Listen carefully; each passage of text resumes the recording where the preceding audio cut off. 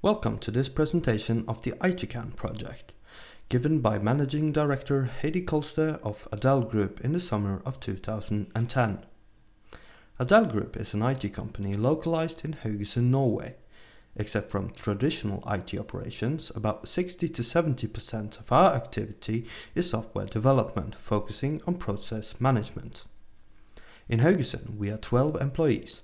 We also have a subsidiary in Mexico, which is under development, with 1 regional manager and 3 programmers. DeepOcean is one of our biggest customers, which is also located in Haugesund, even though they are now owned by Trico Marine Group in the United States. DeepOcean is a subsea company specializing in subsea operations such as inspection and survey for a number of oil companies. Adell has had many exciting projects for DeepOcean during the years. The ITCAN project combines and builds on experience of several of these earlier projects, and also projects we have done for other customers as well. We often see in projects that you make experience or come over exciting solution that you either can't afford or have the time to pursue at the time.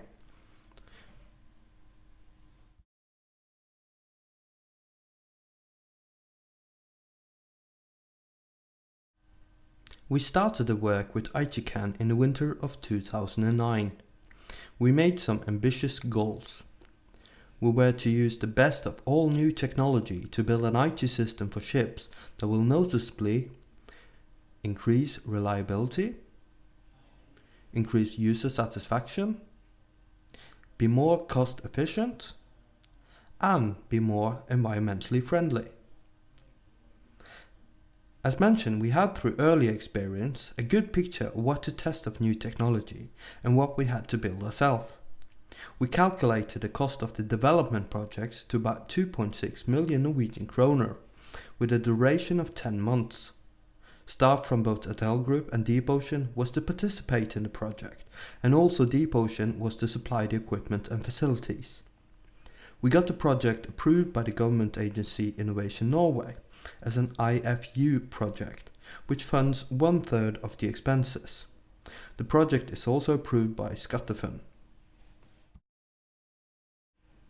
To make a system with increased reliability, better user satisfaction, which is more cost efficient and kind to the environment, we had to make a study of what can threaten reliability, what the user experience as a problem, and how and where to find potential for efficiency and improvement. The situation today on DeepOcean's ships is that they have between 4 and 20 desktop PCs in a network. On many of these ships there is also a local server. When they have a server, this is used for storing and sharing files, and in some cases it's an application server as well. Some software cannot be run on a server and is installed and run locally on a desktop PC. In some cases, users are logging onto terminal servers onshore to reach central applications.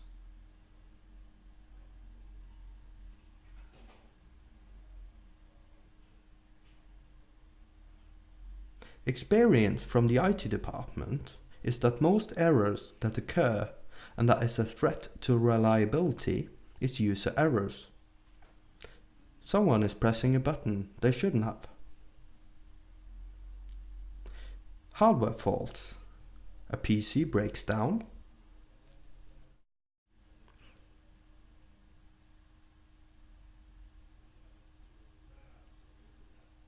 And also virus attacks.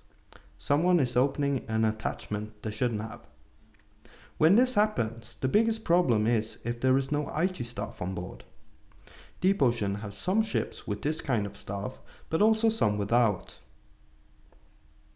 DeepOcean has remote access to the ships and users as long as they have network. But it is not very effective due to poor line quality. And in some cases it can be hard to fix the problems using remote access anyway. This can, in worst case scenarios, cause that the IT department must send out staffs to ships to solve the problems. On ships on close projects, they normally fix this when they are in port in Norway. But on projects further away, this may cause long and costly company trips for the IT department. To minimize the risk of such operating problems, they constantly discuss to what extent one should lock the system so that the user does not get to do much other than work-related things at their work computers. But with young employees who use IT as a natural part of their life, this will definitely lead to a degraded user experience. Another perception is that if you only have enough bandwidth, everything will be okay. If you're on a 2 megabit connection, you can probably do more from shore connected to the ship than if you have a 128 kilobits connection. Or at least the experience by doing it is better. But 2 megabit over satellite is not like 2 megabyte over landline because of latency, even if you're the only one using it. You will not get more than about 200 kilobits. Experience from Deep Ocean shows that the difference between ships with 2 megabit connection and those with 128 kilobits is not that big. For Deep Ocean, planned maintenance visits normally happens once per year per ship, but there is also about once per year on average an unplanned visit. So by finding a solution which increases reliability, IT will save both travel cost, time, and the environment will be saved the emissions of travel.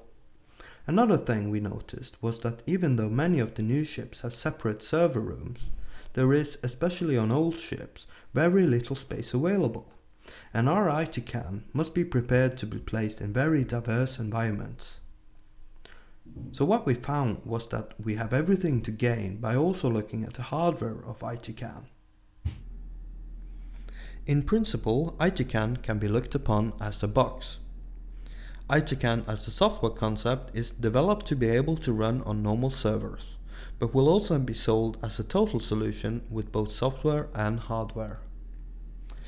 It has to occupy small space, be prepared for harsh environments, heat, and also should have a built-in battery. This will cause less loss of effect by power conversion in the power supply. So that's 1 plus to the goal of a greener alternative, 1 plus for reliability, and 1 plus for cost effectiveness. To get IT CAN to behave this way, we build our own virtualization platform in the shape of a tailor-made distribution, which is binary compatible with Red Hat Enterprise Linux. This we will also distribute as open source.